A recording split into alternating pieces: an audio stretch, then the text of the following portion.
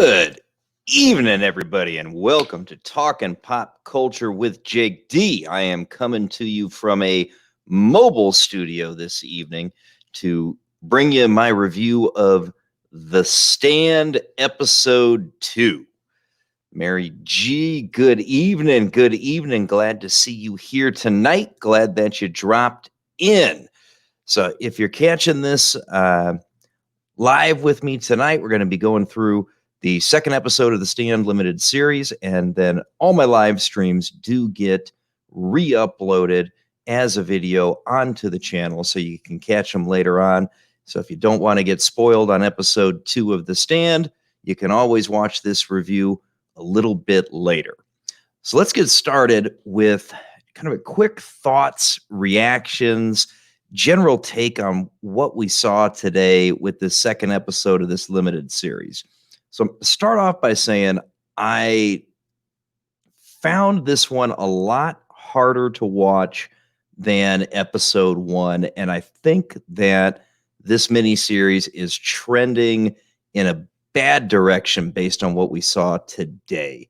So this episode followed the story of Larry Underwood, his companion in New York, Rita, as well as his time in Boulder with Nadine and Joe upon their arrival there. We also got to see the early parts of the story of Lloyd Heinrich and how he got recruited by Randall Flagg, the walking dude, early on in the novel. So in my first review, I talked about how I was a bit concerned with the jumping around in time and the, from the time of the Captain Trip starting and popping into Boulder, and how the nonlinearity of that presentation might affect the casual viewer. And I think that we got a really good dose of how this was really not a good choice to approach the story of The Stand as we're seeing it here on the new series from CBS All Access. So Mary says, she thought the acting was good, but it was harder to follow. And yes, I agree entirely. They did once again, they took a little more license with the story as it related to the novelization in this episode as compared to what we saw in the first episode. So there were a lot more changes that we saw. Some of them make sense from just the limitations of trying to adapt the size of this novel into the limited run television series that we've got here. And for me, some of it worked, some of it didn't. We had Goldblum and Sinise forever. Yeah, absolutely. Sinise was outstanding. I loved Sinise. We also got beyond Larry, Rita, Nadine, and Joe, and Lloyd.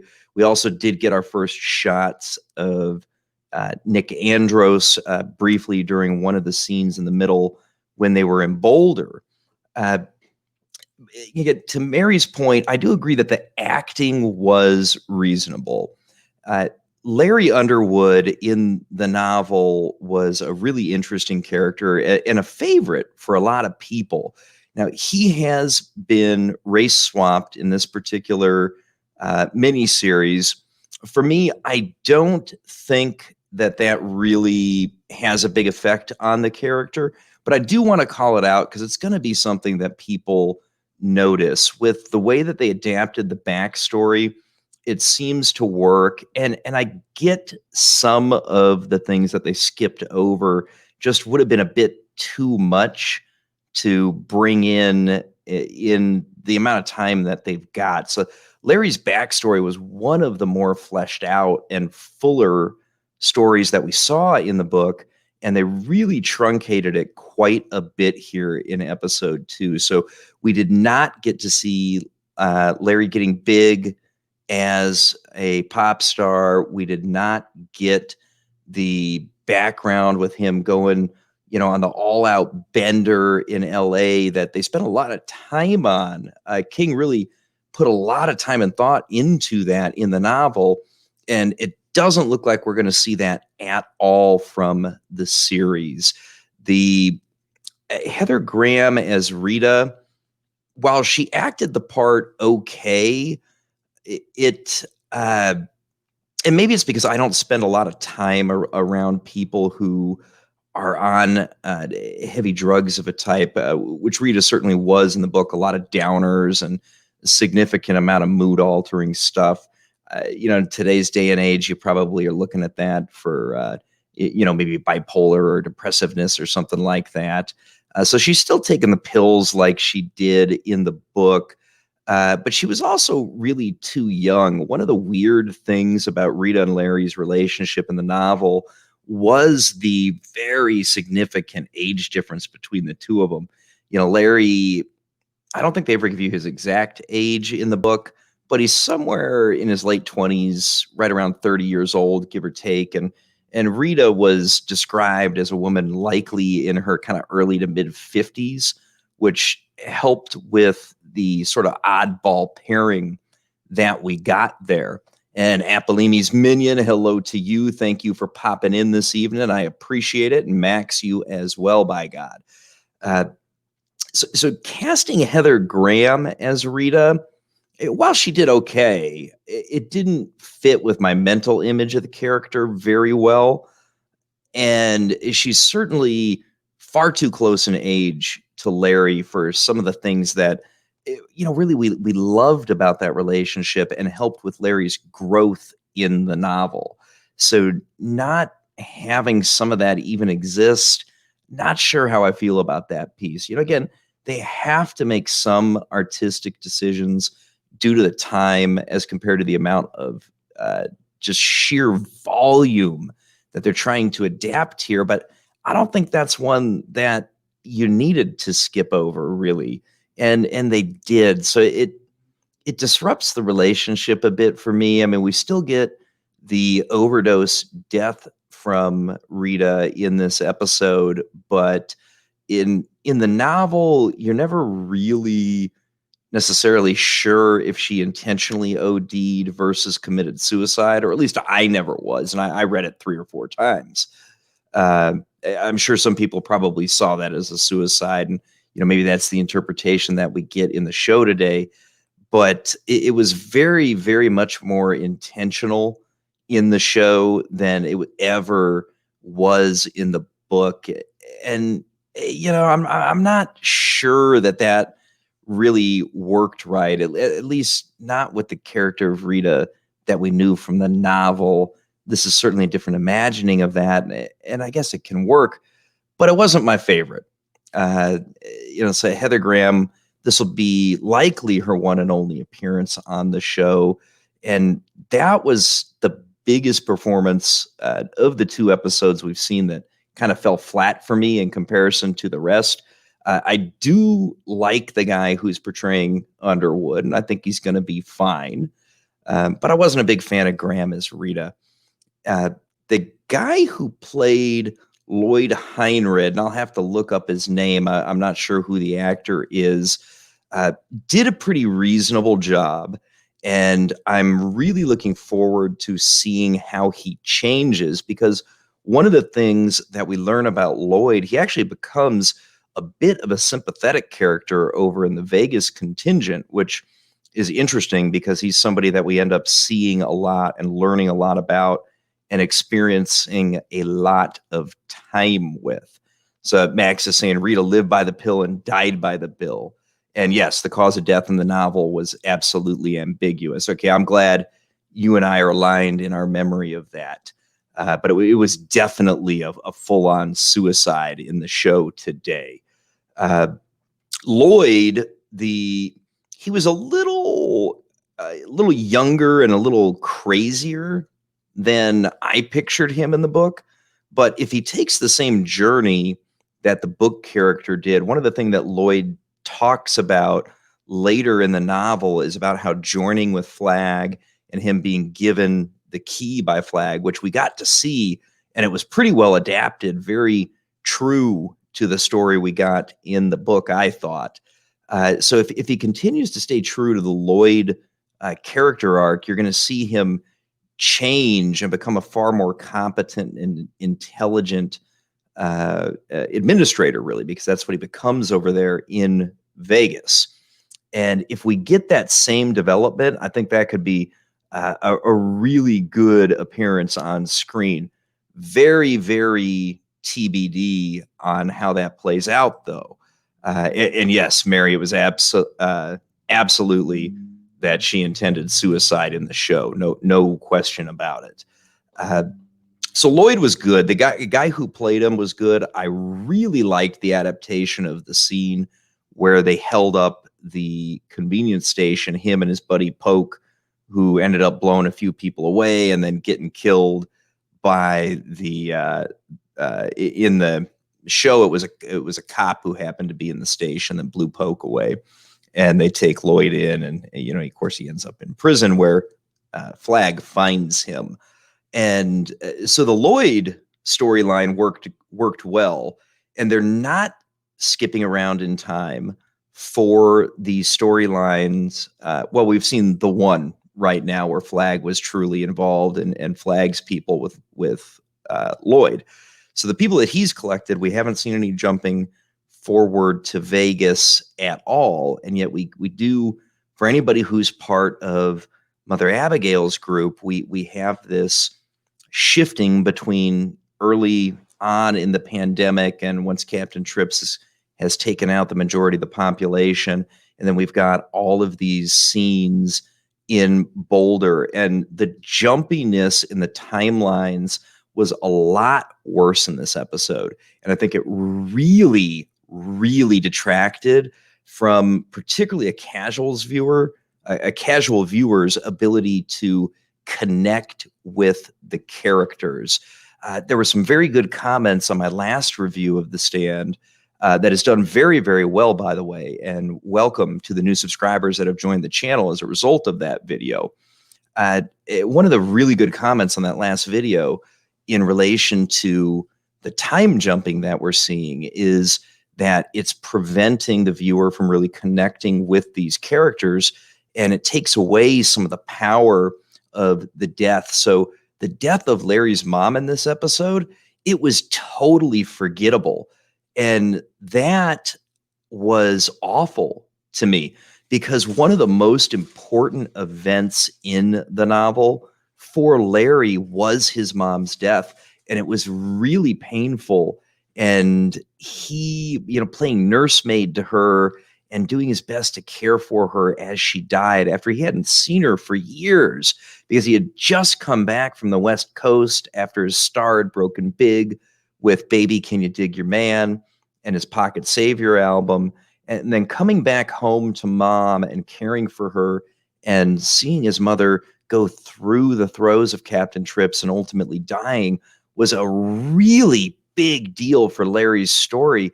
And we didn't even really get the impact of that at all from tonight's episode. And that was disappointing as hell.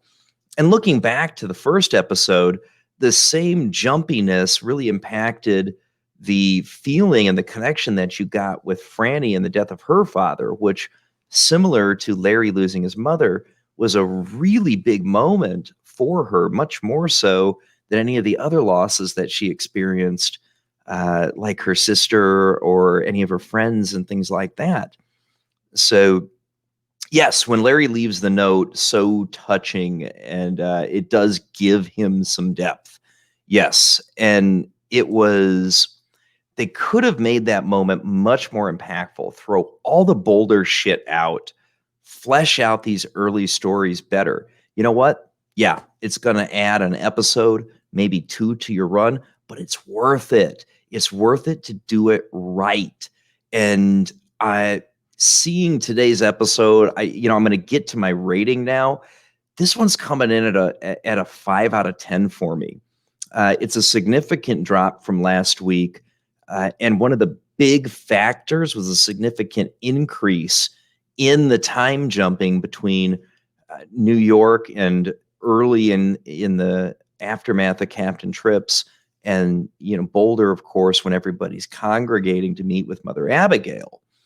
And the large amount of jumping back and forth made it a lot more difficult to connect and actually care about what was going on with Larry.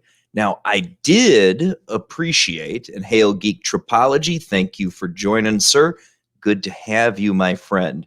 So I did appreciate they had this scene where Larry talked to the guy who was planning to go take care of himself on home plate at Yankee Stadium. And I got a good laugh out of that because it was a memorable scene from the book, and they did not lose that in the show, which was cool. Mary says that Harold creeped her out so much that she actually enjoyed this episode more. And what I will say to that is the guy who's playing Harold, the actor, is doing a really good job, and he was supposed to creep you the fuck out like that. I know that Mary G is somebody who has not read the book and is just experiencing the show as she watches it. And yes, Moon, that spells it sucks. Yes, it does, Max. And oh, what a good callback. I am curious if we're going to get Tom Cullen at all. I sure as hell hope we do, because he's an incredibly important character. But we have not seen him in any of the flash forwards to Boulder thus far. And he, of course, has not been introduced to us.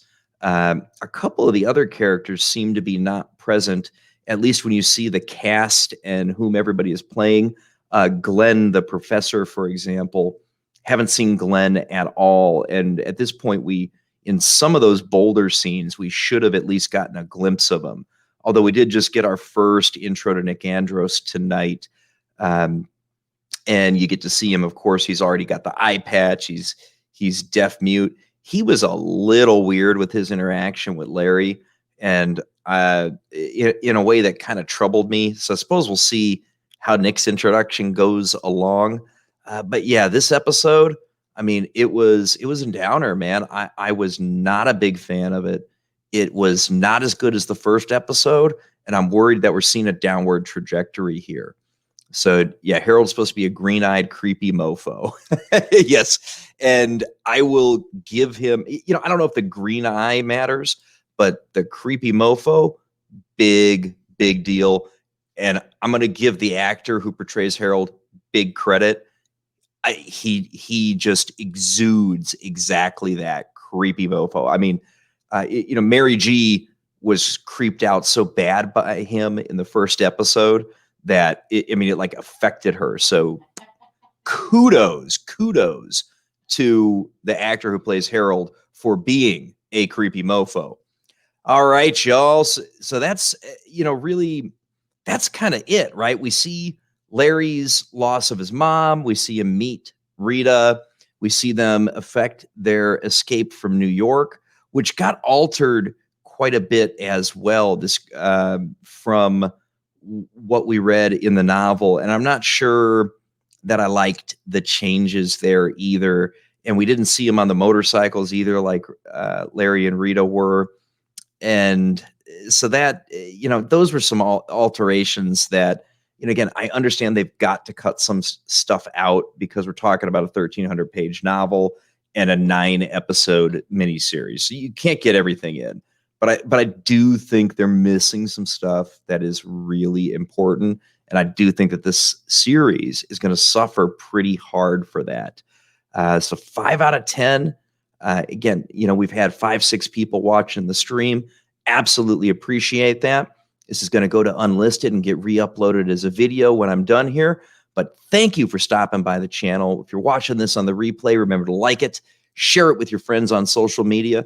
And if this is your first time coming to the Jake D channel, do consider subscribing. I'll be continuing to cover the entire Stand miniseries, whether it improves or whether it crashes and burns throughout its entire run. And yes, Max, I agree. I think everyone should check out the 94 ABC miniseries because it was very, very solid. And a Merry Christmas to you too, Max. I appreciate you coming in. I think that is all for tonight. And I will catch you on Saturday night for my review of episode 4 of The Expanse. And of course, on Sunday evening for Howlin' About Entertainment with the guys for a panel discussion about all the crazy shit that goes on in entertainment on a weekly basis. Thank you.